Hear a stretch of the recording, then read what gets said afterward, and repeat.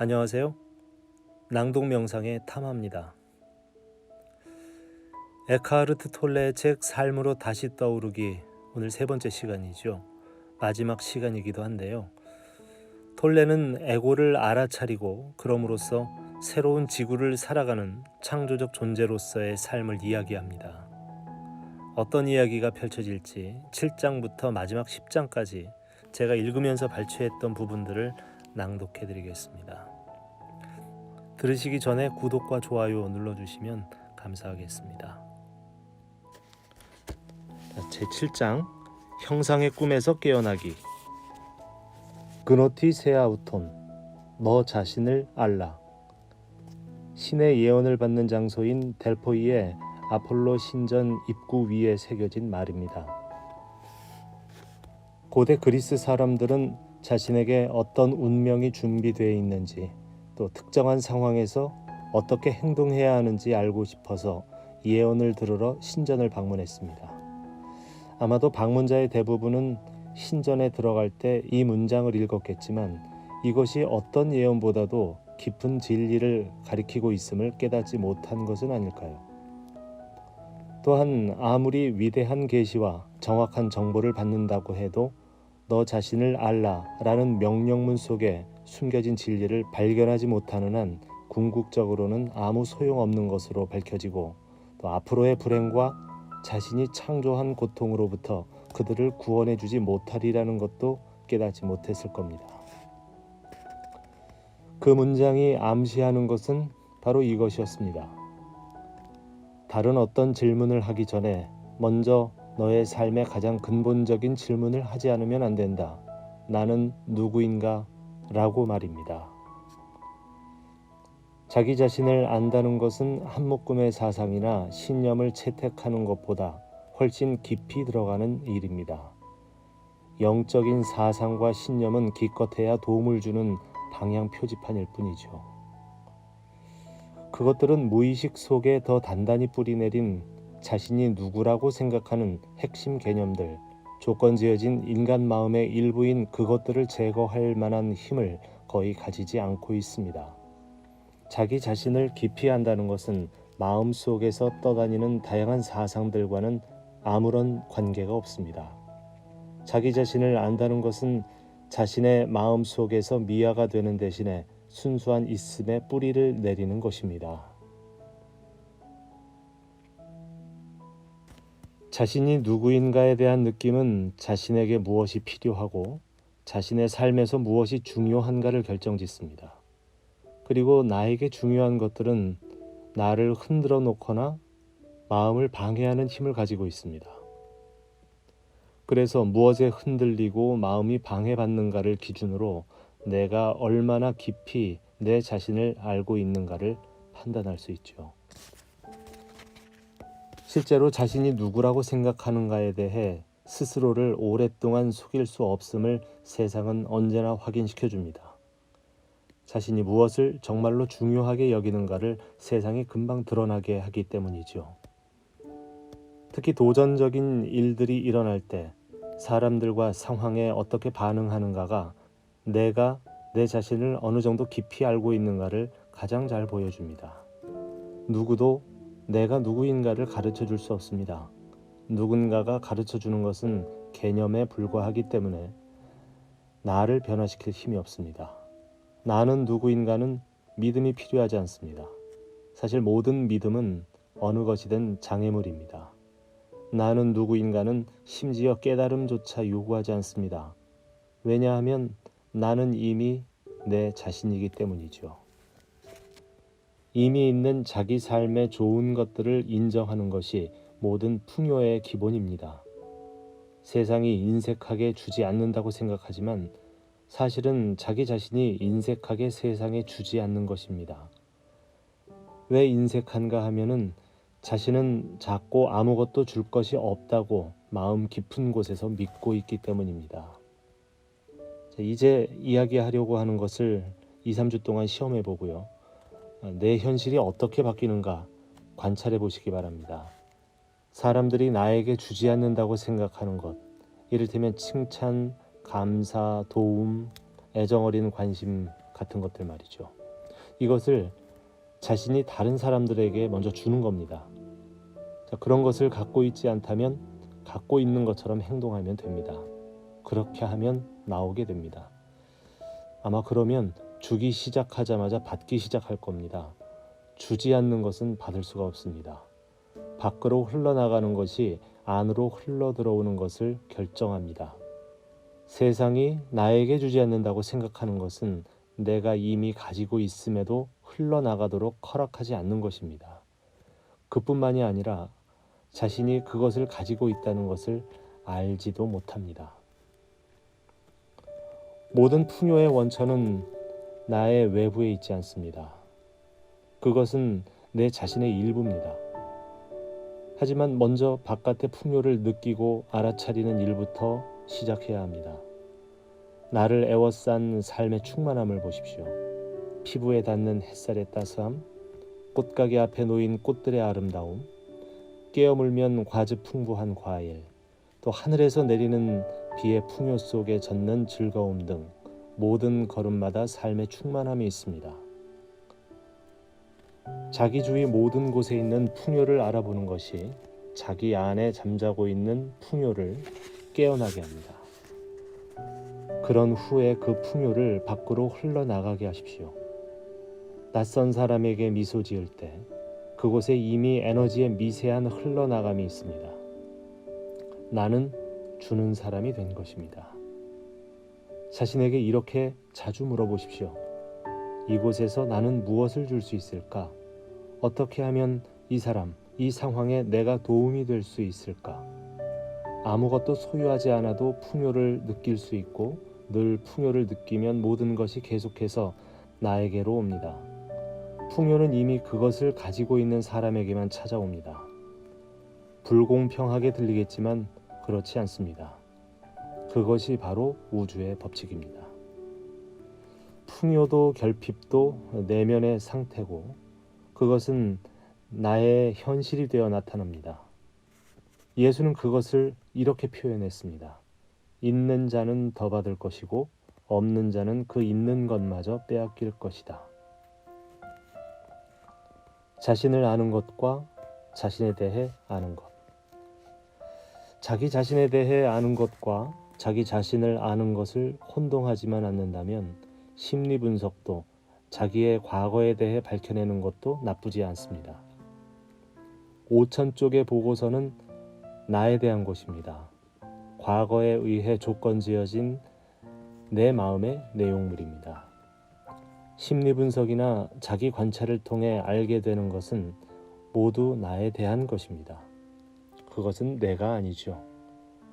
그것은 내 마음의 내용물이지 나의 본질이 아닙니다.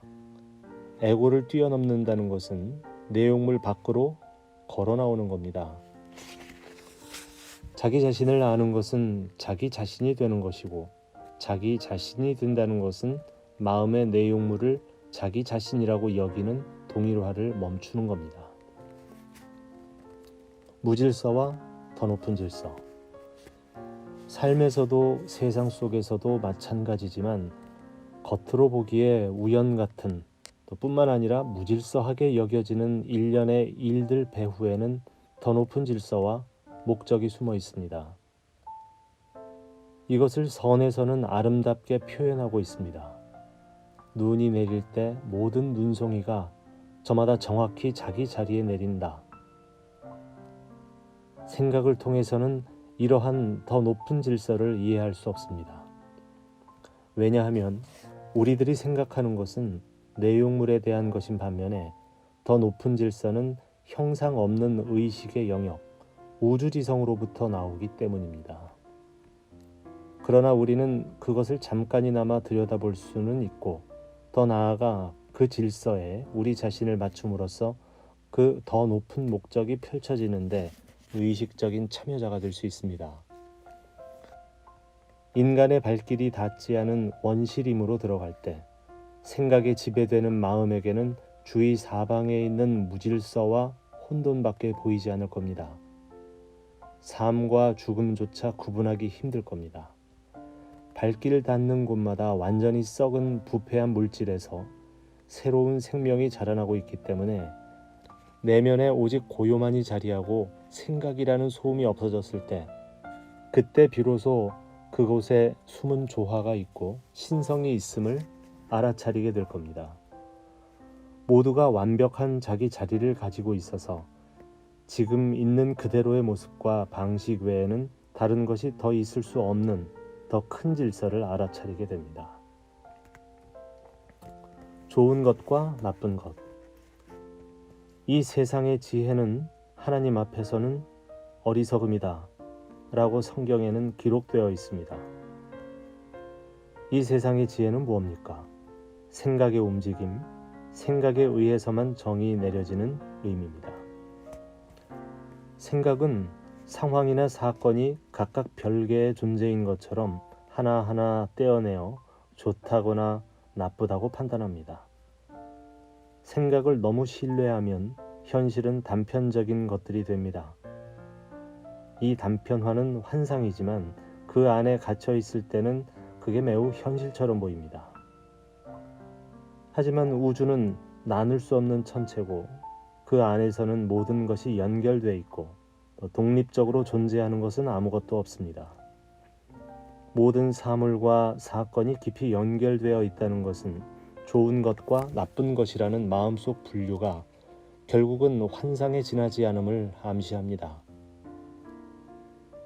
마음의 분류는 언제나 제한된 시각에 갇혀 있고 상대적이고 일시적인 진실을 나타내는 것에 불과합니다. 어떤 작은 사건조차도 문자 그대로 무한한 인과관계 속에서 생각이 미칠 수 없는 무궁무진한 방식으로 전체와 연결되어 있습니다. 어떤 사건의 원인을 거슬러 올라가 알고 싶다면 우주의 창조까지 되돌아가야만 할 겁니다. 우주는 혼돈 상태가 아닙니다. 우주라는 단어는 질서와 조화를 의미합니다. 그 질서는 인간의 마음이 이해할 수 있는 것은 아닙니다. 다만 우리는 그것을 언뜻 들여다볼 수는 있습니다. 그런가? 일본의 한 마을에 하쿠인이라는 선사가 살고 있었습니다. 그는 큰 존경을 받았고 많은 사람들이 영적 가르침을 듣기 위해 그를 찾아왔습니다. 어느 날 절 옆집에 사는 10대 소녀가 임신을 했습니다. 화가 난 부모에게서 아이 아버지가 누구냐는 질문을 받은 소녀는 마침내 하쿠인 선사라고 대답했습니다. 몹시 흥분한 부모는 당장 선사에게로 달려가 큰 소리로 욕을 하면서 그가 아이의 아버지임을 딸이 자백했다고 말했습니다. 하쿠인이 한 대답은 이것이 전부였습니다. 그런가? 추문은 마을 전체에 퍼지고 인근 지역까지 번졌습니다. 선사의 명성은 땅에 떨어졌습니다. 그러나 선사는 개의치 않았습니다. 아무도 설법을 들으러 오지 않았지만 선사는 동요함 없이 담담했습니다. 아이가 태어났을 때 소녀의 부모는 아이를 하쿠인 선사에게로 데려다 주었습니다. 당신이 아버지니까 당신이 아이를 키우시오. 선사는 아이를 사랑으로 돌보았습니다. 1년이 지났고 아이의 엄마는 참회하는 마음으로 부모에게 아이의 진짜 아버지는 푸죽간에서 일하는 청년이라고 고백했습니다. 부모는 당황해서 하쿠인 선사의 거처로 급히 달려가 사죄하고 용서를 구했습니다.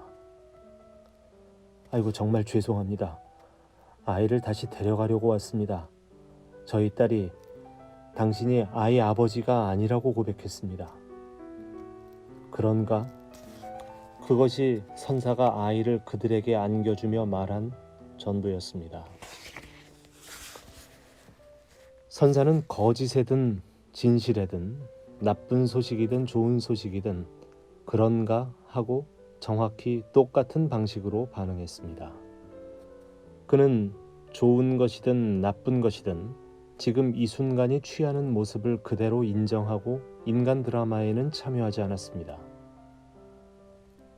그에게는 오직 이 순간만이 존재하며 이 순간은 있는 그대로일 뿐입니다. 그는 일어나는 사건을 자기화하지 않았습니다.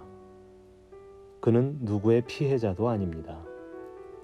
지금 이 순간에 일어나고 있는 사건과 완벽하게 하나가 되고 그런 이유 때문에 일어나는 사건은 그에게 어떤 힘도 미치지 못합니다.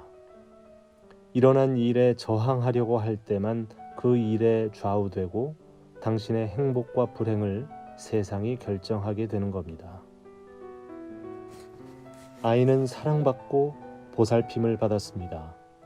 그 무저항의 힘을 통해 나쁜 것이 좋은 것으로 바뀝니다. 언제나 현재의 순간이 요구하는 것에 반응하면서 선사는 때가 오자 아이를 보내준 것입니다. 이런 사건들의 각 단계에서 에고라면 어떻게 반응했을지 잠깐 상상해 보는 것도 좋겠습니다. 에고와 현재의 순간. 현재의 순간에 대해 에고는 세 가지 방식으로 반응합니다. 목적을 위한 수단으로 반응하는 것, 또 장애물로 반응하는 것, 적으로 반응하는 것, 이 세 가지입니다. 그것들을 순서대로 살펴보겠습니다. 그렇게 하면 그것들이 내 안에 일어날 때 알아차릴 수 있을 거고 다시 결정을 내리는 것도 가능합니다. 에고에게 현재의 순간은 기껏해야 목적을 위한 수단으로서만 쓸모가 있습니다. 더 중요하다고 생각되는 미래의 어느 순간으로 나를 데려가는 수단일 뿐입니다. 하지만 그 미래는 언제나 현재의 순간으로만 다가오고 따라서 미래라는 것은 머릿속 하나의 생각 이상이 결코 아닙니다. 다시 말해서 이 방식이 작용하면 나는 언제나 어딘가로 가려고 하기 때문에 바쁘고 결코 지금 이곳에 완전히 존재할 수 없습니다. 자신에게 자주 물어야 할 중요한 질문이 있습니다. 나는 현재 순간과 어떤 관계에 있는가? 그리고 그 해답을 발견하기 위해서는 깨어 있어야 합니다. 나는 지금을 목적을 위한 수단으로만 삼고 있는가? 그렇지 않으면 장애물로 보고 있는가? 나는 혹시 그것을 적으로 취급하지는 않는가? 현재의 순간만이 내가 유일하게 소유할 수 있는 것이기 때문에 또한 삶은 지금과 분리시킬 수 없기 때문에 그 질문이 진정으로 의미하는 것은 이겁니다. 나는 삶과 어떤 관계인가? 이 질문은 에고의 가면을 벗기고 이 순간의 존재함으로 나를 데려가는 훌륭한 방법 가운데 하나입니다. 이 질문이 절대적인 진리를 표현하고 있지는 않더라도 올바른 방향을 가리켜 보이는 유용한 표지판입니다. 더 이상 필요 없을 때까지 몇 번이나 이 질문을 스스로에게 던져봐도 좋습니다. 시간의 역설. 현재의 순간은 표면적으로는 일어나는 것입니다. 그리고 일어나는 것은 끊임없이 변화하기 때문에 삶의 매일매일은 서로 다른 일들이 일어나는 수많은 순간들로 이루어져 있는 것처럼 보입니다. 시간은 순간들의 끝없는 연속이고 그 순간에는 좋은 순간도 있고 나쁜 순간도 있다고 생각될 겁니다. 그러나 잘 관찰해 보면, 즉 자신의 직접적인 경험을 통해 보면 그렇게 많은 순간들이 있는 것이 전혀 아님을 발견하게 됩니다. 존재하는 것은 오직 지금 이 순간뿐입니다. 삶은 언제나 지금입니다. 내 삶의 모든 것이 이 끝없는 지금에서 펼쳐지고 있습니다. 과거나 미래의 순간들도 내가 기억하거나 기대할 때만 존재하고 그것도 유일하게 존재하는 순간인 지금 이 순간에 내가 그것들에 대해 생각할 때 가능합니다. 모든 것이 시간의 지배를 받을 수밖에 없는 것처럼 보이지만 그럼에도 그 모든 것은 지금 속에서 일어납니다. 그것이 시간의 역설입니다. 무엇을 보든 썩은 사과를 보든 화장실 거울에 비친 내 얼굴과 30년 전 사진을 비교해보든 시간의 실체를 깊이 깨닫게 하는 정확한 증거들이 가득하지만 직접적인 증거는 절대 발견할 수 없습니다. 시간 그 자체를 경험하는 것은 결코 불가능한 일입니다. 경험할 수 있는 것은 오직 현재의 순간 혹은 현재의 순간 속에서 일어나고 있는 것뿐입니다. 직접적인 증거만을 놓고 말한다면 시간은 존재하지 않고 지금만이 존재하는 전부입니다. 시간의 제거. 시간의 제거라고 말할 때 시계로 재는 물리적인 시간은 물론 아니죠. 시계의 시간은 약속을 이행하거나 여행 계획을 세우는 것 같은 실질적 목적을 위해 이용되는 시간입니다. 시계로 계산하는 시간 없이는 이 세상에서 거의 살아갈 수 없습니다. 우리가 지금 말하고 있는 것은 그 시간이 아니라 심리적인 시간의 제고입니다. 심리적인 시간이라는 것은 에고의 마음이 과거와 미래에 끊임없이 사로잡혀 있는 겁니다. 피할 수 없는 현재 순간의 본래 그러함과의 조화 속에서 삶과 일체가 되는 것을 마음 내켜 하지 않는 겁니다. 삶에게 습관적으로 말해온 아니오가 예로 바뀔 때마다 있는 그대로의 이 순간을 허용할 때마다 나는 에고뿐 아니라 시간을 사라지게 합니다. 에고가 살아남기 위해서는 시간을, 과거와 미래를 현재의 순간보다 더 중요한 것으로 만들어야 합니다. 원하는 것이 이루어진 직후에 실로 짧은 기간을 제외하면 에고는 현재 순간과 우호적이 될 수가 없습니다. 게다가 어떤 것도 에고를 긴 시간 만족시킬 수 없습니다. 에고가 삶을 지배하고 있는 한 불행해지는 두 가지의 길이 있습니다. 하나는 원하는 것이 이루어지지 않는 불행이고 다른 하나는 원하는 것이 이루어지는 불행입니다. 꿈꾸는 자와 꿈. 무저항은 우주의 가장 큰 힘을 여는 열쇠입니다. 그 힘에 의해 의식, 즉 영혼이 형상의 갇힘으로부터 자유로워집니다. 무엇이 존재하든 무엇이 일어나든 형상에 대해 마음 속에서 저항하지 않는다는 것은 형상의 절대적 실체를 인정하지 않는 겁니다. 저항하면 내 자신의 형상 정체성인 에고를 포함해서 세상과 세상의 일들이 실제보다도 더 현실성 있어지고 더 견고하고 더 영속적으로 보입니다. 세상과 에고에게 무게와 절대적 의미를 부여하고 자기 자신과 세상을 매우 심각하게 받아들이게 됩니다. 그렇게 되면 형상들의 놀이를 생존 경쟁으로 오해하고 그 오해가 나의 인식일 때 그것은 나의 현실이 되고 맙니다. 꿈속에서 깨어나는 것, 그것이 지금 우리의 목적입니다. 우리가 그 꿈 안에서 깨어나면 에고가 만들어낸 지구상의 드라마는 끝나고 더 평온하고 경이로운 꿈이 일어납니다. 이것이 새로운 지구입니다. 있음의 기쁨. 행복은 자신에게 일어나는 일들에 달려 있다고, 즉 행복은 형상에 의존한다고 사람들은 믿습니다. 일어나는 일들이 우주에서 가장 불안정한 것임을 깨닫지 못합니다. 일어나는 일들은 끊임없이 변화하는데도 사람들은 현재의 순간을 일어나면 안 되는데도 일어난 어떤 일 혹은 일어나야 함에도 일어나지 않은 어떤 일 때문에 문제가 있는 것으로 바라봅니다. 그 때문에 삶 자체에 내재해 있는 깊은 완전성을 놓쳐버립니다. 언제나 이미 이곳에 있는 완전성, 일어나고 있거나 일어나지 않는 것 너머, 즉 형상 너머에 존재하는 완전성을 말입니다.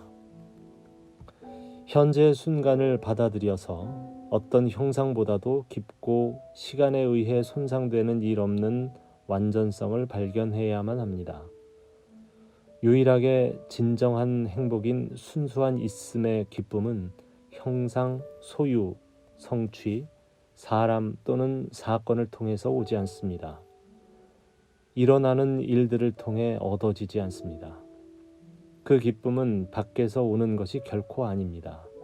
그것은 나의 내면의 형상 없는 차원으로부터, 의식 그 자체로부터 발산되는 것이고, 따라서 본래의 내 자신과 하나입니다. 에고의 작아짐. 에고는 늘 자신이 작아지지는 않는지 경계합니다. 작아질 것 같다고 생각하면 자동적으로 에고 복구 장치가 작동해서 나라는 마음속 형상을 복구시킵니다. 누군가에게 비난받거나 비판받으면 에고는 작아졌다고 생각하고 곧바로 자기 정당화, 방어, 맞비난에 나섭니다. 강력한 영적 실천 가운데 하나는 에고의 작아짐이 일어날 때 그것을 복구하려는 시도 없이 의식적으로 작아진 채 두는 겁니다. 때때로 실행해 볼 것을 권하고 싶은데요. 예를 들어서 누군가에게 비판받거나 비난받거나 또 험담을 들었을 때 곧바로 반박과 자기 방어를 시도하지 말고 아무것도 하지 않는 것입니다. 자기 이미지가 축소되도록 놔두고 그때 자신의 깊은 곳에서 느껴지는 것에 깨어 있어 보십시오. 몇 초 동안은 자기 자신이 작아졌다는 불쾌감이 있을 겁니다. 그러나 그때 생명력으로 가득한 넓은 공간을 감지하지 않습니까? 나는 전혀 작아지지가 않습니다. 오히려 확장되었습니다. 그때 나는 놀라운 깨달음을 얻을지도 모릅니다. 어떤 의미에서 자신이 작아진 것처럼 느껴져도 그것에 대해 외부적으로만이 아니라 내면적으로도 전혀 반응하지 않고 있으면 실제로 어떤 것도 작아지지 않았고 오히려 작아짐으로써 더 커졌음을 깨닫게 될 겁니다. 자신을 방어하거나 자신의 형상을 강화하려고 하지 않으면 형상과의 동일화로부터, 즉 마음속 자기 이미지로부터 걸어 나올 수 있습니다. 에고의 관점에서 보면 작아짐으로써 나는 역으로 더 넓어지고 순수한 있음이 앞으로 나올 여유 공간이 생깁니다. 그때 진정한 힘이 형상을 초월한 진정한 내가 분명히 약해진 형상을 통해 빛을 발합니다. 예수가 너 자신을 부정하라 또는 너의 다른 쪽 뺨을 내밀라 라고 말한 것은 이러한 의미를 담고 있습니다. 산이 되기보다는 천하의 깊은 골짜기가 되라. 노자는 도덕경에서 이렇게 가르쳤습니다. 그러면 나의 전체성을 회복할 수 있고 모든 것이 나에게 흘러 들어올 것이라고 말이죠. 마찬가지로 예수는 비슷한 의미의 우화에서 이렇게 가르칩니다. 초청을 받았을 때 차라리 가서 가장 끝자리에 앉으라. 그러면 너를 청한 자가 와서 너더러 버시어 올라 앉으라 할 것이다. 그때야 함께 테이블에 앉은 모든 사람 앞에서 존경받을 것이다. 왜냐하면 자기를 높이는 자는 누구나 낮아지고 자기를 낮추는 자는 높아지기 때문이다.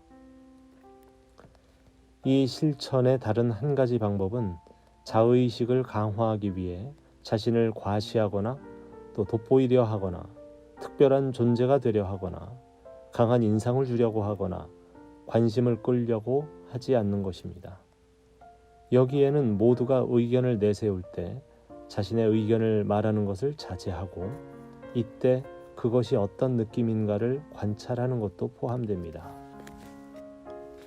겉에서도 안에서도 맑은 밤하늘의 우주 공간을 올려다보면서 경이감으로 할 말을 잃지 않는다면 나는 실제로는 보고 있지 않은 것이고 그곳에 있는 전체성을 알아차리지 못한 것입니다.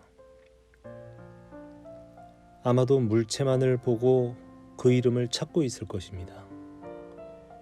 우주 공간을 올려다보면서 두려운 느낌을 받고 그 불가사의한 신비 앞에서 깊은 경외감을 느꼈다면 그것은 내가 설명과 분류표를 붙이려는 욕망을 잠시 멈추고 그곳에 떠있는 물체들만이 아니라 우주 공간 자체의 무한한 깊이를 알아차렸음을 의미합니다. 그리고 그 헤아릴 수 없이 많은 세계가 존재하는 공간의 광대무변함을 알아차릴 수 있을 만큼 나의 내면도 고요해졌을 겁니다. 그 경외감은 그곳에 수십억 개의 세계가 있다는 사실에서 오는 것이 아니라 그 모두를 담고 있는 무한한 깊이로부터 옵니다. 그곳에 알아차릴 것이 아무것도 없다면 어떻게 공간을 알아차릴 수 있을까요? 대답은 단순하면서 심오합니다.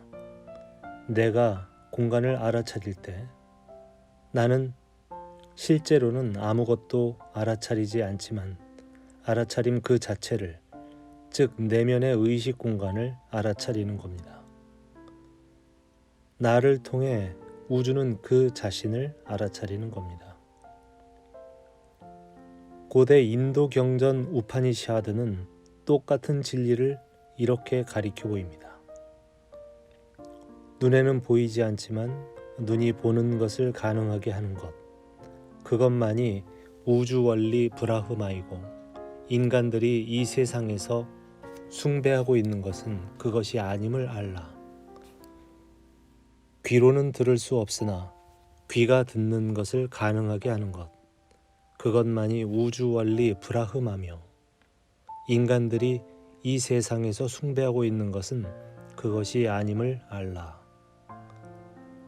마음으로 생각할 수 없으나 마음으로 생각하는 것을 가능하게 하는 것, 그것만이 우주 원리 브라흐마이며 인간들이 이 세상에서 숭배하고 있는 것은 그것이 아님을 알라.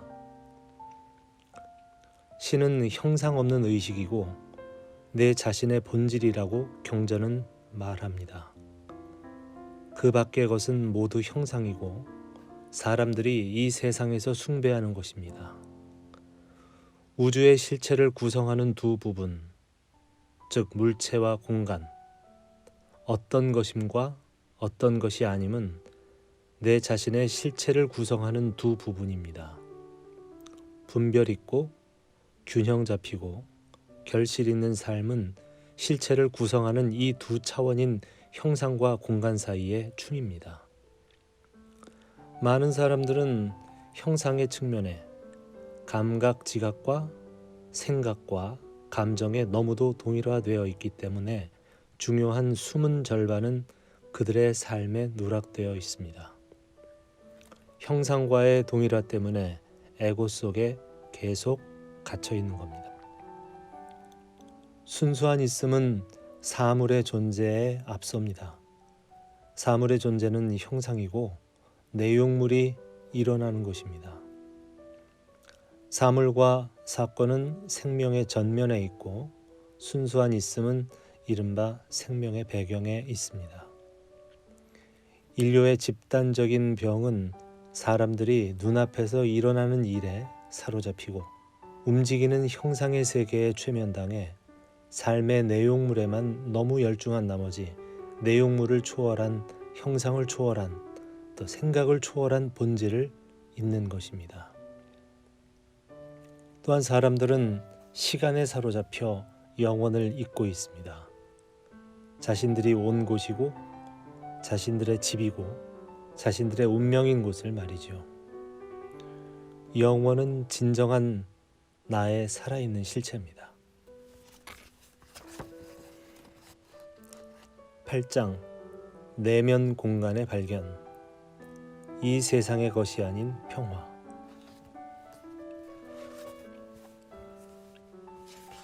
저항하지 않고 판단하지 않고 집착하지 않는 것. 이 세 가지는 진정한 자유와 깨달음의 세 가지 측면입니다. 형상과 더 이상 완전히 동일화되지 않을 때 진정한 나인 의식은 형상의 감옥으로부터 자유로워집니다. 이 자유는 내적 공간의 등장입니다. 설령 좋지 않은 일이 일어나는 것처럼 보일 때조차 이 공간은 내면 깊은 곳에 있는 하나의 고요, 알아차리기 힘든 평화로 다가옵니다. 겉으로 보기에 좋지 않은 상황에 처할 때조차도 그 고요와 평화가 그곳에 있습니다. 이것 또한 지나가리라. 일어나는 사건들 주위에 갑자기 공간이 생겨납니다. 또한 오르내리는 감정 주위에도, 심지어 고통 주위에도 공간이 생깁니다. 무엇보다도 나의 생각 주변에 공간이 생겨납니다. 그 공간에서부터 이 세상의 것이 아닌 평화가 발산됩니다. 왜냐하면 이 세상은 형상이고 그 평화는 공간이기 때문입니다. 이것이 신의 평화입니다. 대상의식과 공간의식. 공간의식은 사물을 의식하는 것과 동시에 그 밑바탕에 알아차림의 흐름이 존재하는 겁니다. 이 알아차림은 사물, 즉 대상을 의식할 뿐 아니라 자신이 의식하고 있음을 의식하는 겁니다. 전면에서 일이 일어나고 있는 동안 그 배경에 내면에 깨어있는 고요를 감지할 수 있다면 바로 그것입니다. 이 차원은 누구에게나 있지만 대부분의 사람은 결코 자각하지 못합니다. 저는 때로 그것을 가리켜 이런 식으로 말합니다. 당신은 자신의 현존을 느낄 수 있습니까? 어떤 사건과 사람과 상황 때문에 마음이 흔들릴 때 진정한 원인은 그 사건과 사람과 상황 자체가 아닙니다. 오직 공간만이 줄 수 있는 진정한 시각을 잃었기 때문입니다. 그때 나는 대상의식에 갇혀서 시간을 초월한 의식 그 자체인 내적 공간을 알아차리지 못합니다. 이것 또한 지나가리라를 하나의 방향 표지판으로 사용하면 다시금 그 차원을 알아차릴 수 있습니다. 또 한 가지, 내 안의 진리를 가리키는 표지판으로 다음의 문장이 있습니다. 나는 자신의 생각 때문에 결코 동요되지 않는다.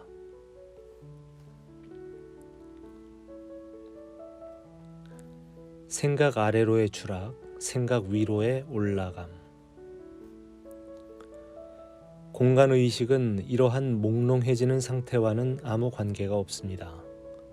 공간의식과 몽롱해지는 상태는 둘 다 생각을 초월한 상태고 이것이 그 둘의 공통점입니다. 그러나 기본적 차이는 전자가 생각들 위로 올라가는 데 반해 후자는 생각들 아래로 떨어진다는 점입니다. 한쪽은 인간의식 진화의 다음 단계고 다른 한쪽은 수억 년 전에 벗어난 단계로의 퇴보입니다. 내적 공간의 인식. 내적 공간을 발견하는 또 다른 길이 있습니다. 자신의 의식을 의식하는 일입니다. 나는 있다. 이 말 또는 이 생각 뒤에는 아무것도 보태지 않습니다. 나는 있다의 뒤에 따라오는 고요를 알아차려 봅니다. 자신의 현존을 아무것도 걸치지 않은, 아무것도 가리지 않은, 아무 옷도 입지 않은 그 순수한 있음을 느껴봅니다. 그것은 젊음과 늙음, 부유함과 가난함, 좋음과 나쁨, 그 어떤 속성에도 훼손되지 않습니다. 그것은 모든 창조, 모든 형상을 만들어내는 드넓은 자궁과 같은 것입니다. 올바른 행동. 모든 창조성은 넓은 내적 공간으로부터 나옵니다. 일단 창조 행위가 일어나고 무엇인가가 형상으로 나타나면 거기에 나 또한 나의 것이라는 개념이 일어나지 않도록 방심하지 말아야 합니다. 만약 자신이 성취한 것을 자신의 공으로 돌리려고 한다면 에고가 되돌아온 것이고 모처럼 얻은 넓은 내적 공간은 가려져 버린 겁니다. 이름 붙이지 않고 인식하기. 거의 모든 사람들의 현실이 그러합니다. 감각기관을 통해 어떤 것을 인식하자마자 그 즉시 환영의 자아인 에고가 거기에 이름을 만들어 분류표를 붙이고 해석하고 무엇인가와 비교하고 또 좋아함과 싫어함, 좋고 나쁨을 결정합니다. 생각 형태의 대상의식 속에 갇혀버리는 겁니다. 에고가 관찰되지 않은 마음으로 자기 자리에 계속 머물러 있는 것은 이 끊임없는 분류표 붙이기를 통해서입니다. 분류표 붙이기를 중단할 때마다 그리고 단지 그 행위를 알아차리는 것만으로도 내적 공간이 생기고 나는 더 이상 마음에 완전히 점령당하지는 않게 됩니다. 펜, 의자, 컵, 식물 등 가까이 있는 물건을 하나 선택해서 그것을 시각적으로 탐구해 봅니다. 즉 호기심이라고 할 수 있을 만한 강한 관심을 가지고 살펴보는 겁니다. 긴장하지 않고 편안하지만 깨어있는 상태에서 나의 완전한 관심을 그 물건의 세부적인 부분들에 기울여 봅니다.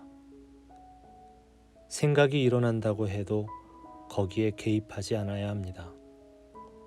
내가 관심을 갖는 것은 그 생각들이 아니라 지각행위 그 자체입니다. 그 지각행위의 생각을 떼어낼 수 있습니까? 머릿속 논평 없이 결론을 내리거나 비교하거나 무엇인가를 이해하려고 노력함 없이 다만 바라볼 수 있습니까?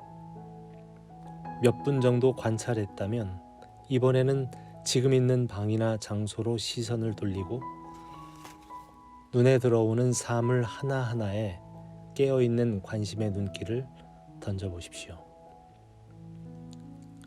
의식이 더 이상 생각에 완전히 흡수되지 않으면 의식의 얼만큼은 형상 없고 조건 지어지지 않은 본래의 상태 그대로 남습니다. 이것이 바로 내적 공간입니다. 경험하는 자는 누구인가? 모든 경험에는 세 가지 가능한 구성 요소가 있습니다. 감각기관에 의한 인식, 또 생각 또는 정신적인 이미지, 그리고 감정입니다. 안다는 것은 모두 주체와 객체, 아는 자와 알매 대상이 있는 이원성의 영역 안에서의 일입니다. 주체인 나, 그 아는 자 없이는 어떤 것도 알 수 없고 인식할 수 없고 생각할 수도 없으며 느낄 수도 없지만 그 아는 자는 영원히 알 수 없는 것으로 남아 있어야만 합니다. 왜냐하면 나에게는 형상이 없기 때문입니다. 오직 형상만이 알매 대상이 될 수 있지만 이 형상 없는 차원 없이는 형상의 세계도 있을 수 없습니다. 형상 없는 차원은 형상들의 세계가 나타났다가 사라지는 빛나는 공간입니다. 그 공간이 나의 순수한 있음의 삶입니다. 그곳은 시간을 초월해 있습니다. 나의 순수한 있음도 시간을 초월해 있고 영원합니다. 그 공간 안에서 일어나는 것들은 상대적이고 일시적이죠. 쾌락과 고통, 어둠과 이름, 탄생과 죽음입니다. 내적 공간을 발견하는데 가장 큰 방해물, 그 경험하는 자를 찾는데 가장 큰 장애물은 경험에 너무도 마음이 사로잡힌 나머지 자기 자신을 잃어버리는 겁니다. 이것은 의식이 자신이 꾸는 꿈 속에서 실종됨을 의미합니다. 모든 생각, 모든 감정, 모든 경험에 점령당해서 마치 꿈속에 있는 것 같은 상태가 됩니다. 수천 년 동안이나 인간에게는 이것이 정상적인 상태였습니다. 호흡. 호흡의 자각은 나를 현재의 순간으로 오게 합니다. 이것이 모든 내적 변화의 열쇠입니다. 호흡을 의식할 때마다 나는 절대적으로 현재의 순간에 존재합니다. 또한 생각하는 동시에 호흡을 알아차릴 수 없음을 나는 눈치챌지 모릅니다. 호흡에 의식을 집중하면 마음의 활동이 정지됩니다. 그러나 이것은 최면에 걸리거나 반쯤 조는 상태와는 매우 다르고 나는 완전히 깨어있고 고도로 민감합니다. 생각 아래로 떨어지는 것이 아니라 생각 위로 올라가는 것입니다. 그리고 더 자세히 들여다보면 완전히 현재의 순간 속으로 들어오는 것과 의식의 이름 없이 생각을 멈추는 이 두 가지가 사실은 하나며 같다는 것을 발견하게 될 겁니다. 공간의식이 등장한 겁니다. 중독. 강박적인 욕구가 일어나는 것이 느껴지면 잠깐 멈추고 의식적으로 3번 호흡을 합니다.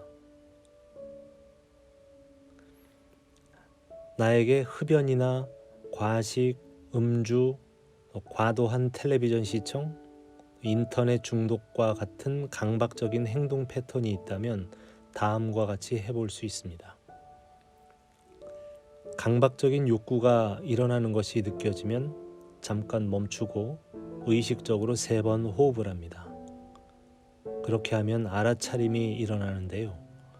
이때 잠시 동안 그 강박적인 충동 자체를 나의 내면의 하나의 에너지장으로서 알아차립니다. 어떤 물질을 신체적 또는 정신적으로 섭취하고 싶고 또 소비하고 싶은 그 욕구 혹은 어떤 형태의 강박적인 행동을 실행에 옮기고 싶은 그 욕망을 의식적으로 느낍니다. 그런 다음 다시 몇 번의 의식적인 호흡을 합니다. 그러고 나면 그 강박적인 충동이 사라진 것을 발견하게 될지도 모릅니다. 비록 잠시 동안일지라도 아니면 그 충동이 여전히 나를 압도하고 있어서 다시 그 행위에 탐닉하거나 그렇게 할 수밖에 없을지도 모릅니다. 그 경우에도 그것을 문제라고 만들지 말아야 합니다. 그 중독을 앞에서 설명한 방식대로 알아차림 수행의 일부로 만들기 바랍니다. 알아차림이 강해짐에 따라 중독적인 행동 패턴은 약해질 것이고 마침내는 소멸될 겁니다. 내부의 몸 알아차리기. 2-3번 의식적인 호흡을 합니다. 이제 내부의 몸 전체에 퍼져 있는 미묘한 생명감을 감지할 수 있습니까? 말하자면 내부로부터 자신의 몸을 느낄 수 있는지요? 몸의 특정 부분들을 잠시 동안 감지해 봅니다. 손을 느끼고 이어서 팔, 발, 다리를 느껴봅니다. 배, 가슴, 목, 머리를 느낄 수 있습니까? 입술은 어떻습니까? 그곳에 생명력이 있습니까? 그런 뒤에 다시 한번 내부의 몸 전체를 자각해 봅니다. 내적 공간과 우주 공간. 생각과 단어는 형상의 세계에 속합니다. 그것들은 형상 없음을 표현하는 것이 불가능합니다. 따라서 나는 나의 내부의 몸을 느낄 수 있다는 것은 생각이 만들어낸 오해입니다. 실제로 일어난 것은 육체로 나타난 의식, 즉 나는 있다고 하는 의식이 그 자신을 의식하는 겁니다. 진정한 자신과 일시적인 형상인 나를 혼동하지 않으면 그 무한하고 영원한 것, 즉 신의 차원이 나를 통해 스스로 표현할 수 있고 나를 인도할 수 있습니다. 또한 형상에 대한 의존으로부터 자유롭게 해줍니다. 그러나 나는 이 형상이 아니다 라고 머리로만 인식하거나 믿는 것은 도움이 되지 않습니다. 가장 중요한 질문은 바로 이겁니다. 지금 이 순간 나는 내적 공간의 존재를 감지할 수 있는가? 이 말의 진정한 의미는 이것입니다. 나는 나 자신의 현존을, 아니 더 정확히 말하면 나의 있음인 현존을 감지할 수 있습니까?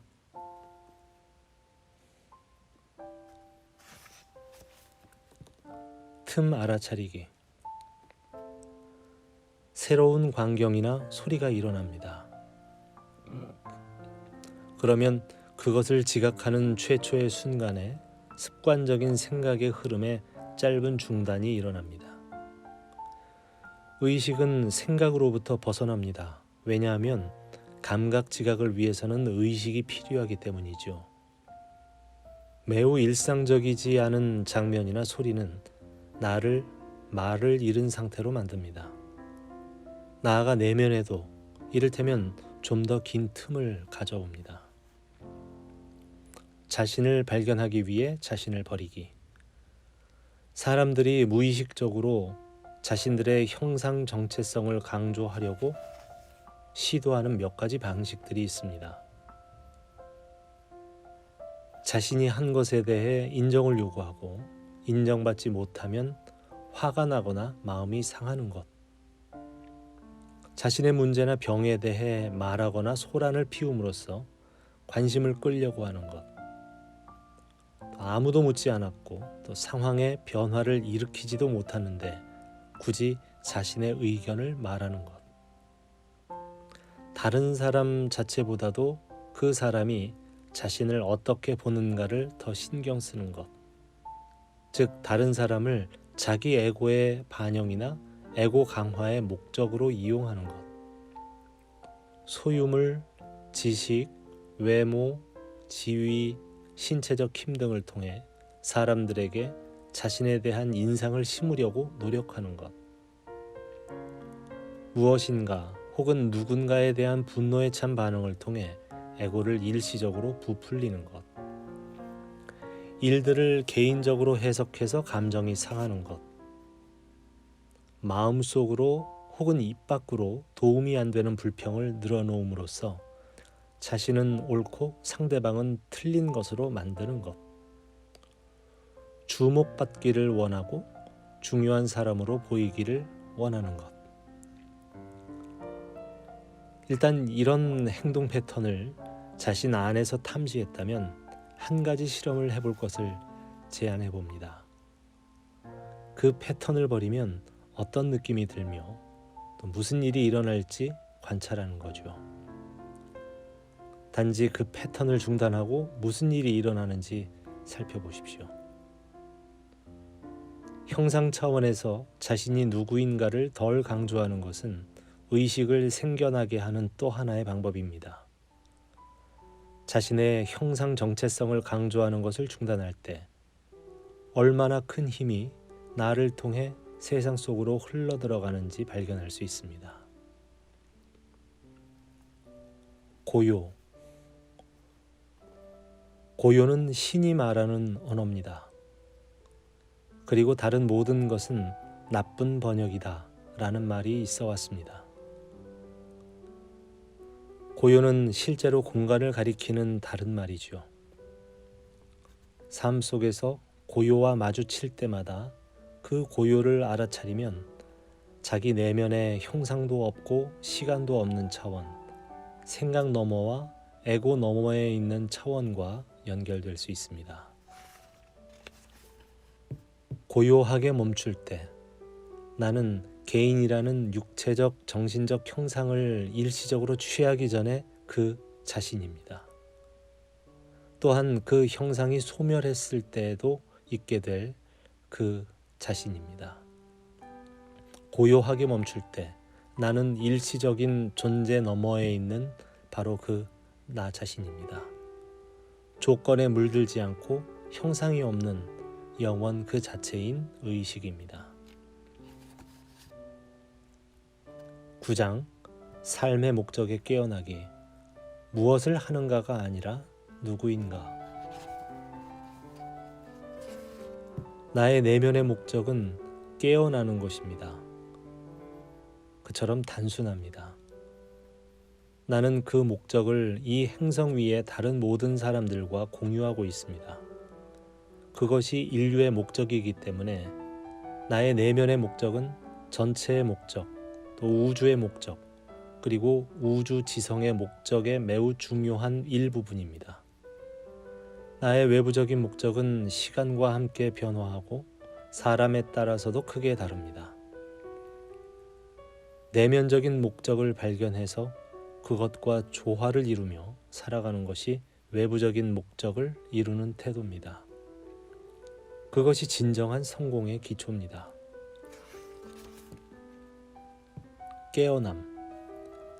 깨어남에 대해서 내가 할 수 있는 것은 아무것도 없습니다. 무엇인가를 하려고 해도 그것은 깨어남이나 깨달음을 가치 있는 소유물로 추가함으로써 나를 좀 더 중요하고 크게 보이려는 에고의 시도가 될 겁니다. 깨어남 대신 깨어남이라는 개념을 마음에 덧붙이거나 깨어있는 사람이나 깨달은 사람은 이럴 것이라는 정신적 이미지를 추가하고서 그 이미지대로 살려고 노력을 합니다. 내가 자신에 대해 가지고 있는 혹은 다른 사람들이 나에 대해서 가지고 있는 이미지에 맞추어 살아가는 것은 진정한 삶이 아닙니다. 그것은 에고가 연기하는 또 하나의 무의식적인 역할에 지나지 않습니다. 첫 번째 깨어남, 짧은 순간 경험하는 것은 내 쪽에서의 어떤 행동 없이 신의 은총에 의해서만 일어납니다. 일단 그 과정이 시작되면 에고의 방해를 받아 지연되는 일은 있어도 되돌릴 수는 없습니다. 알아차림과 생각은 무슨 관계일까요? 알아차림은 공간이고요. 그 공간이 스스로를 인식할 때, 그 공간이 스스로를 의식할 때, 그 공간에 생각이 존재하는 것을 압니다. 알아차림 혹은 현존을 짧게라도 경험한 적이 있는 사람에게는 그것이 직접적인 알므로 일어납니다. 이제 그것은 더 이상 마음속에 있는 하나의 개념이 아닙니다.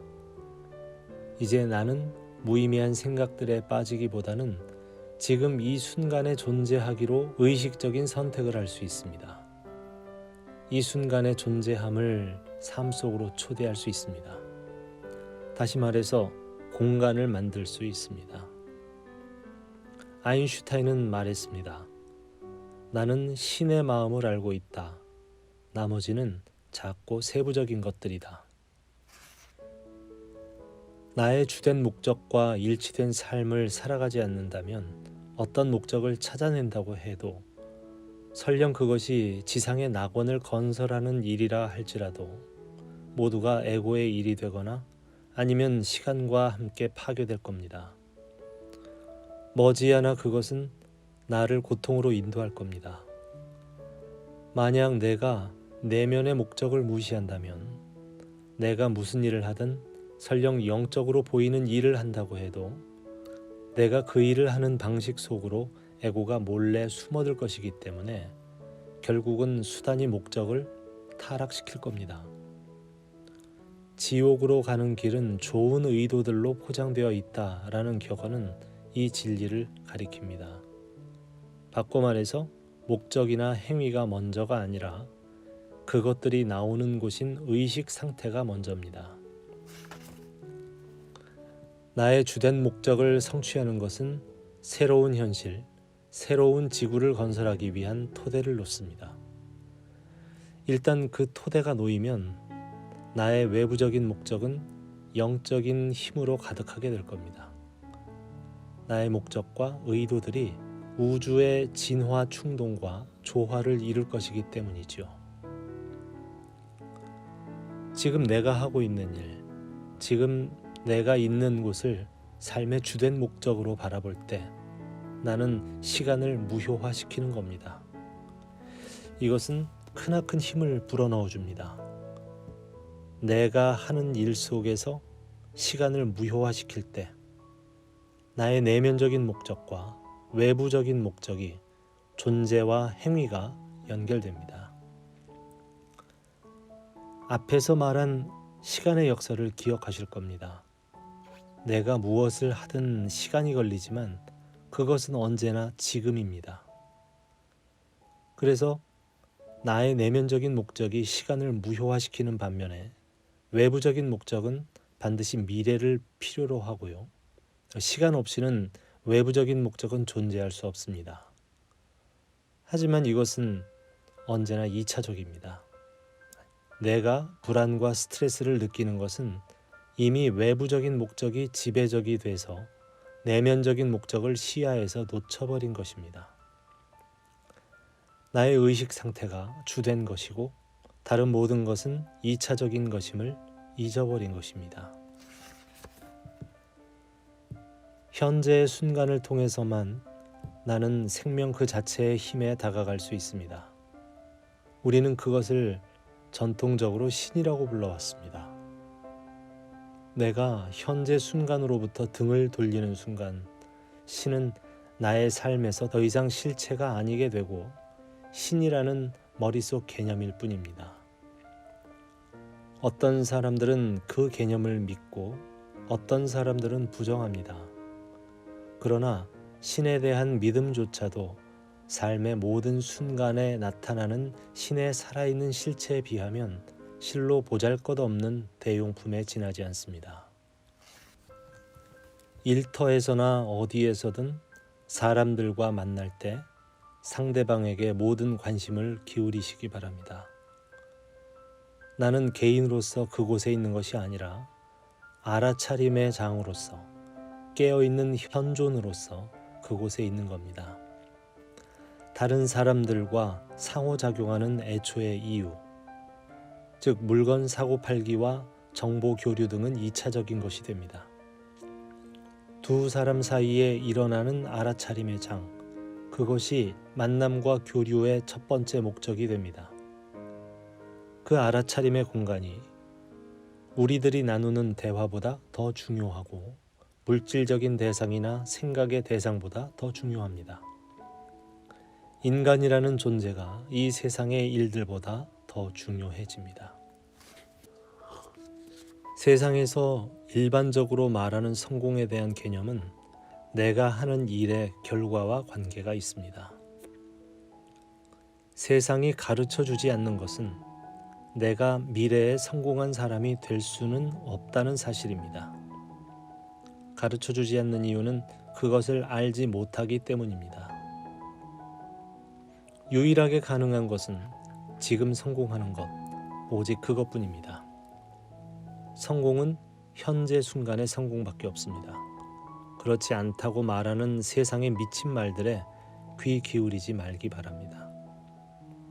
그렇다면 현재 순간의 성공이란 무엇일까요?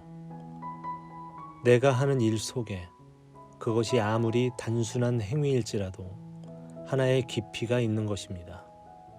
깊이가 있다는 것은 조심성과 주의력, 즉 알아차림이 있다는 겁니다. 깊이를 가지려면 이 순간의 존재함이 필요합니다. 내 자신이 이미 알듯이 내가 나의 2차적인 목적 또는 외부적인 목적은 시간의 차원에 놓여 있는 반면에 나의 주된 목적은 지금과 분리할 수 없고 따라서 시간의 무효화를 필요로 합니다. 이 두 가지를 어떻게 하면 일치시킬 수 있을까요? 내 삶 전체의 여행이 궁극적으로는 지금 이 순간에 내딛는 발걸음으로 이루어짐을 깨닫는 일입니다. 언제나 이 한 걸음만이 존재하고 따라서 나는 그것에 완전한 관심을 기울입니다. 이건 내가 어디로 가고 있는지 모른다는 뜻이 아닙니다. 단지 이 한 걸음이 가장 중요하고 목적지는 2차적인 것이라는 뜻입니다. 그리고 내가 목적지에 도착했을 때 무엇을 만나는가는 이 한 걸음의 성질에 달려 있습니다. 다른 식으로 표현하면 미래가 나를 위해 보관하고 있는 것은 나의 지금의 의식 상태에 달려 있습니다. 행위에 시간을 초월한 순수한 있음의 깊이가 스며들 때 그것이 바로 성공입니다.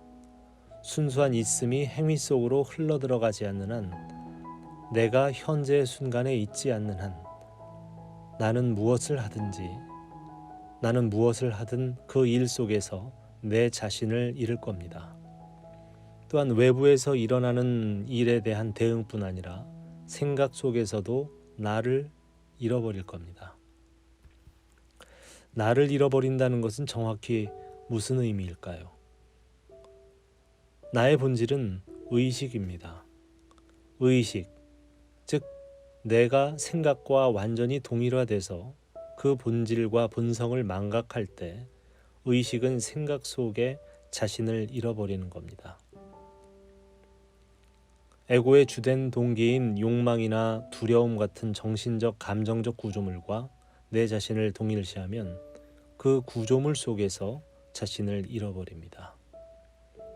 또한 행위와 사건에 대한 반응과 자신을 동일시하면 그곳에서도 자신을 잃어버립니다. 그렇게 되면 모든 생각, 모든 욕망이나 두려움, 모든 행위와 대응이 허구의 자아의식을 갖게 됩니다. 이 허구의 자아는 순수한 있음의 단순한 기쁨을 감지하는 것이 불가능하고요. 그 대용품으로 쾌락과 때로는 고통까지 추구하려고 합니다. 이것은 순수한 있음을 망각하고 살아가는 것이죠. 외부적인 목적은 나의 내면적인 목적을 깨달았을 때 어떻게 하면 외부 차원에서 자신이 무엇을 해야 하는가로 나갈 수 있을까요? 외부적인 목적은 사람에 따라 매우 다양하고 또 어떤 외부적인 목적도 영원히 지속되지는 않습니다. 시간과 함께 변화하고 그러다가 다른 목적으로 대체됩니다. 자연스럽게 일어나는 변화도 있죠. 고뇌스러운 결정의 과정을 통해서가 아니라 갑작스러운 깨달음과 자각을 통해서 오는 겁니다. 나는 이렇게 해야만 해 하고 말입니다. 그 결정은 말하자면 이미 정해진 상태로 다가옵니다. 그건 생각을 통해서가 아니라 알아차림을 통해서 옵니다. 어느 날 아침 눈을 떴을 때 자신이 무엇을 해야 하는가를 알게 되는 것과 같습니다. 또 다른 종류의 변화들은 외부로부터 갑자기 찾아올 수도 있습니다. 불안하고 불확실한 기간도 있을 겁니다. 나는 무엇을 해야만 하지? 삶을 움직이는 것이 에고가 아니게 되면서 외부적인 안정에 대한 심리적 욕구도 줄어듭니다. 외부적인 안정이라는 것도 결국에는 환상에 지나지 않지만 나는 그 불확실성과 함께 살 수 있고 그것을 즐기기까지 할 수 있습니다. 불확실성과 편안해지면 삶의 무한한 가능성이 열립니다. 이것은 더 이상 두려움이 나에게 하는 일의 지배적인 요소가 아니게 되고 변화를 시작하기 위한 행동이 그것에 더 이상 방해받지 않음을 의미합니다. 로마의 철학자 타키투스는 안정을 위한 욕망은 모든 위대하고 고귀한 진취적인 일에 저항한다 라고 말했습니다.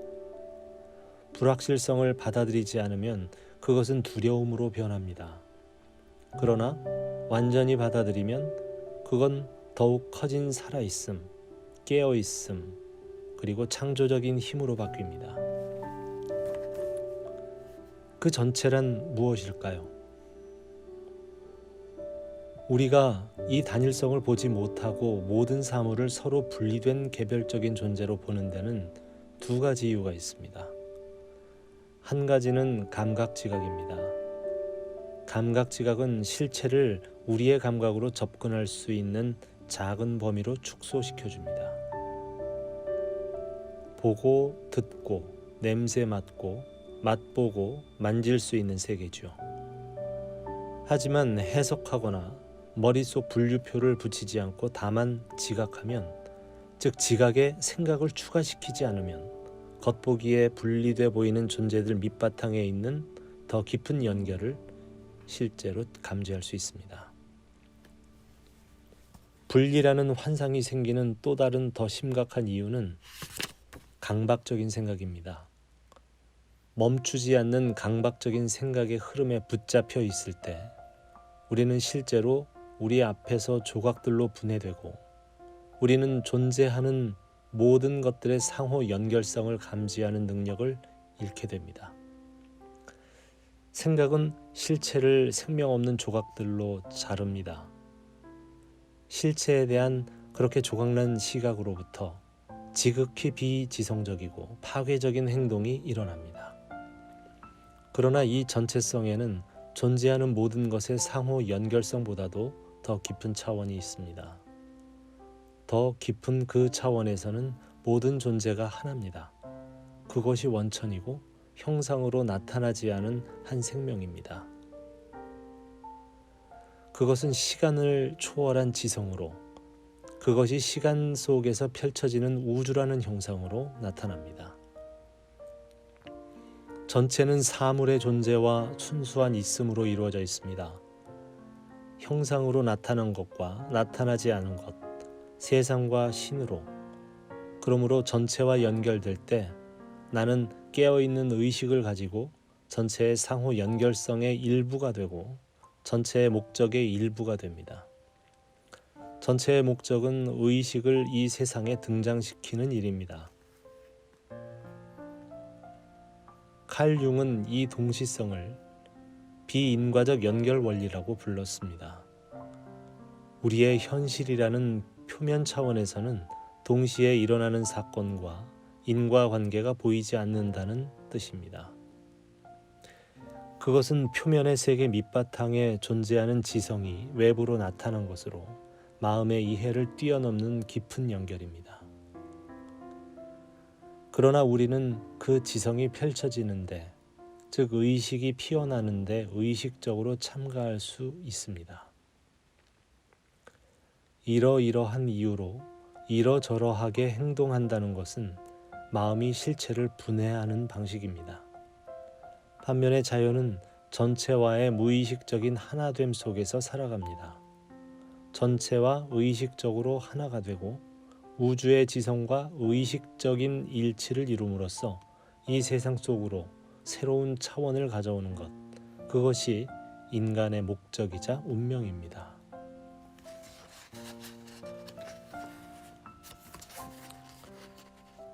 (10장) 새로운 지구, 행성의 미래를 상상하는 사람들에게.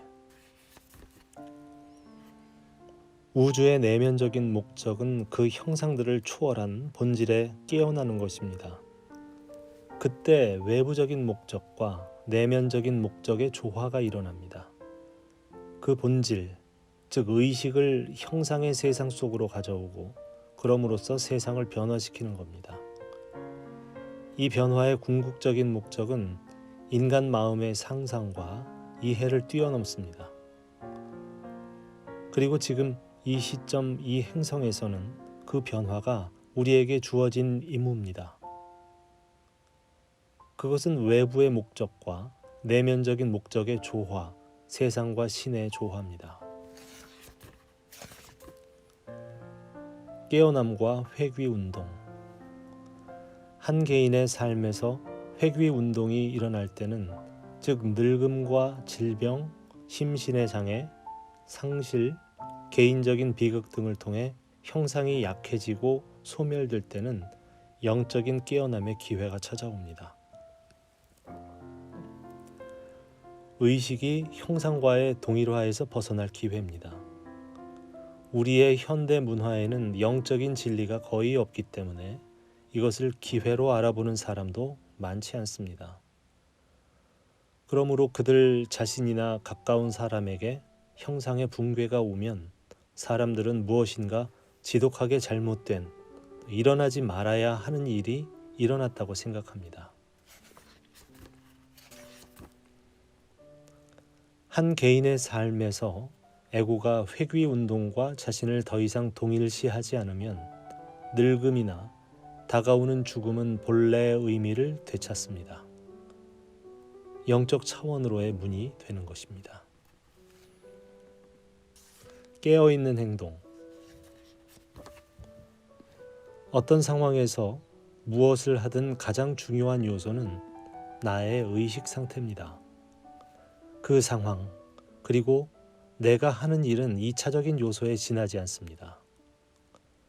미래의 성공은 행동이 일어나는 의식에 달려 있고 그 의식과 분리될 수 없습니다. 행동은 에고에 대응하는 힘일 수도 있고 깨어난 의식에 깨어있는 관찰과 관심일 수도 있습니다. 진정으로 성공한 모든 행동은 에고나 조건지어진 무의식 상태의 생각에서 나오는 것이 아니라 깨어있는 관찰과 관심의 장으로부터 나옵니다. 깨어있는 행동의 3가지 방식. 의식이 내가 하는 일 속으로 흘러들어 올 수 있는, 그렇게 해서 나를 통해 이 세상 속으로 흘러들어 올 수 있는 3가지 길이 있습니다. 깨어있는 행동의 3가지 방식은 받아들임, 즐거움, 열정인데요. 받아들임이란 지금 이 상황, 이 순간이 나에게 그 일을 하라고 요구하기 때문에 기꺼이 그 일을 하겠다는 것입니다. 자신의 의식 상태에 책임을 지지 않는 것은 삶에 책임을 지지 않는 것입니다. 즐거움, 과거나 미래 대신 현재의 순간을 삶의 중심점으로 삼을 때 자신이 하는 일을 즐겁게 하는 능력은 극대화됩니다. 그리고 그것과 함께 삶의 질도 높아집니다. 즐거움은 순수한 있음의 역동적인 측면이지요. 우주의 창조적 힘이 자신을 의식할 때 그건 기쁨으로 나타납니다. 자신의 일을 마침내 즐겁게 할 수 있게 되기 위해 무엇인가 여기 나의 삶 속에 힘과 창조적 확장을 가져올 영적인 실천 방법이 있습니다. 내가 매일 반복하는 일상생활의 목록을 만들어 보시기 바랍니다. 내가 재미를 느끼지 못하고 지루하고 따분하고 짜증나고 스트레스 받는 일들을 포함시키십시오. 그러나 몹시 싫거나 혐오하는 일들은 포함시키지 마시기 바랍니다. 목록에는 일터로 가고 오는 것, 시장 보기, 빨래하기 또는 매일의 일과 중에서 내가 지루해하거나 스트레스 받는다고 느끼는 일들을 포함할 수도 있습니다. 그런 다음 목록에 있는 일들을 하게 될 때마다 그것을 깨어있음의 도구로 삼습니다. 내가 하는 일 속에 온전히 존재하고 그 활동들 배후에 있는 나의 내면의 깨어있음, 살아있는 고요를 감지해 봅니다. 이렇게 하나하나의 행동을 자각하면서 하면 그런 상태에서 하는 것은 스트레스가 되지 않고 지루하지도 짜증스럽지도 않으며 실제로 즐거워할 만한 일이 된다는 것을 곧 알게 될 겁니다.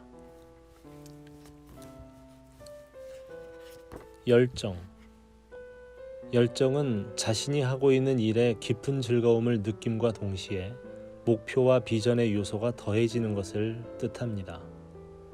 하는 일의 즐거움에 목표가 더해지면 에너지장 또는 진동 주파수가 변화합니다. 즐거움에 우리가 구조적 긴장이라고 부를 수도 있는 것이 어느 정도 더해져서 열정으로 바뀝니다. 열정에 의해 연료를 공급받은 창조적인 활동이 절정에 이르렀을 때는 엄청난 강도와 에너지가 동반될 겁니다. 나는 관역을 향해 날아가는 화살처럼, 그리고 그 여행을 즐기는 화살처럼 느낄 겁니다. 스트레스와 달리 열정은 에너지 진동 주파수가 높기 때문에 우주의 창조적 힘과 공명을 합니다. 랄프 waldo 에머슨이 열정 없이는 어떤 위대한 것도 이루어지지 않았다라고 말한 이유입니다. 열정이라는 단어는 고대 히라버의 안을 뜻하는 엔과 신을 의미하는 테오스에서 유래한 말입니다. 내재하는 신, 즉 내 안에 신을 둔다, 이런 의미죠. 그리고 그것과 관련된 단어 엔토우시아제이는 신의 사로잡힌의 의미를 담고 있습니다. 열정과 애고는 공존할 수 없습니다. 한쪽은 다른 한쪽의 부재를 의미합니다. 열정은 자신이 어느 곳으로 가고 있는지 알지만 동시에 자신의 살아있음, 기쁨, 힘의 원천인 현재의 순간과 깊이 하나가 되어 있습니다. 열정은 아무것도 원하지 않습니다. 왜냐하면 아무것도 부족하지 않기 때문입니다. 열정은 삶과 하나고 열정에 의해 움직이는 행동이 아무리 역동적이어도 나는 그 행동 속에서 자신을 잃지 않습니다. 회전하는 바퀴의 중심에는 늘 고요하면서 강렬하게 살아있는 공간이 있습니다. 모든 활동 가운데 평화로운 중심부가 있습니다. 그것은 모든 것의 원천인 동시에 그 어떤 것에도 영향받지 않습니다. 정리하면 이렇습니다. 지금 하고 있는 일을 즐겁게 하고 그것이 목표와 비전과 결합하면 열정이 생겨납니다. 목표가 있다고 해도 관심의 초점은 현재 순간에 하고 있는 일에 머물러야 합니다. 그렇지 않으면 우주적 목적과의 연결에서 이탈하게 됩니다. 비전이나 목표가 영화배우나 유명 작가나 부유한 사업가가 되는 것처럼 자기 자신의 부풀린 이미지, 즉 숨은 에고의 형태는 아닌지 확인해야 합니다. 마음을 창조적으로 사용하고 의식을 통해 형상을 나타나게 하는 열쇠를 예수는 다음과 같은 말로 우리에게 주었습니다. 무엇이든지 기도하고 구하는 것은 받은 줄로 믿으라. 그리하면 너희에게 그대로 되리라. 새로운 의식의 담당자. 과거 시대라면 이들은 아마도 명상가, 묵상가로 불렸을 겁니다. 우리의 현대 문명 속에는 이 사람들을 위한 자리가 없는 것 같습니다. 그러나 앞으로 등장할 새로운 지구에서는 그들의 역할이 창조자, 활동가, 개혁가만큼 중요한데요. 그들의 일은 이 행성의 새로운 의식과 주파수가 닻을 내리게 하는 겁니다. 그래서 저는 그들을 주파수 보유자라고 부르는데요. 그들은 단지 존재하는 것만이 아니라 나날의 삶의 활동을 통해서 그리고 다른 사람들과의 상호작용을 통해서 깨어있는 의식을 일으키기 위해 이곳에 있는 겁니다. 새로운 지구는 이상향이 아니다. 모든 이상향의 그림들 핵심에는 낡은 의식의 구조적 기능 장애가 한 가지 있습니다. 구원을 미래에서 찾는 것이죠. 미래는 다만 내 마음속의 생각 형태로만 존재할 뿐입니다. 따라서 구원을 위해 미래를 바라볼 때 나는 무의식 중에 내 생각 속에서 구원을 찾게 됩니다. 즉 형상 속에 갇히게 됩니다. 그것이 에고입니다. 그리고 나는 새로운 하늘과 새로운 땅을 보았다 라고 성서의 예언자는 쓰고 있습니다. 새로운 땅의 토대는 새로운 하늘, 즉 깨어난 의식입니다. 땅, 즉 외부 현실은 그 깨어난 의식이 외부로 반영된 것일 뿐입니다. 새로운 하늘이 생기고 새로운 땅이 나타나는 것은 우리를 자유롭게 해줄 미래의 사건이 아닙니다. 어떤 것도 미래에 우리를 자유롭게 할 수 없습니다. 왜냐하면 오직 현재의 순간만이 우리를 자유롭게 할 수 있기 때문이죠. 그것을 깨닫는 것이 바로 깨어남입니다. 미래의 사건으로서의 깨어남은 아무런 의미가 없습니다. 깨어남은 현존의 실현이기 때문이죠. 따라서 새로운 하늘, 즉 깨어난 의식은 미래에 성취해야 할 상태가 아닙니다. 새로운 하늘과 새로운 땅은 지금 이 순간 나의 내면에서 일어나고 있습니다. 지금 이 순간에 일어나고 있지 않다면 그것은 나의 머릿속에 있는 하나의 생각에 지나지 않고 따라서 결코 일어나지 않습니다. 예수는 제자들에게 뭐라고 말했습니까? 하나님의 나라는 지금 여기 너희 안에 있다. 예수는 산상수훈에서 예언했지만 오늘날까지 그 예언을 이해한 사람은 극히 드뭅니다. 예수는 말했습니다. 온유한 자는 복이 있나니 그들이 땅을 물려받을 것이다. 온유한 사람은 애고가 사라진 사람입니다. 자신의 본질인 의식에 깨어난 사람이고 그 본질을 모든 다른 사람들, 모든 생명 형태들 속에서 알아본 사람입니다. 그는 전체와 원천과 일체감을 느끼면서 그것에 순응하는 상태 속에서 살아갑니다. 그는 자연을 포함해 이 행성의 삶의 모든 측면을 변화시키는 깨어난 의식 그 자체입니다. 왜냐하면 지구 위의 생명은 그 생명을 인식하고 생명과 상호작용하는 인간 의식과 떼어놓을 수 없는 관계이기 때문입니다. 그것이 온유한 자가 이 땅을 물려받으리라는 의미입니다. 이 행성에 인류의 새로운 종이 생겨나고 있습니다. 그것은 지금 일어나고 있고 내 자신이 바로 그 가운데 한 사람입니다. 자, 어떠셨습니까? 에크하르트 톨레의 이야기를 통해서 밝고 희망적인 우리 행성의 모습이 그려지시는지요?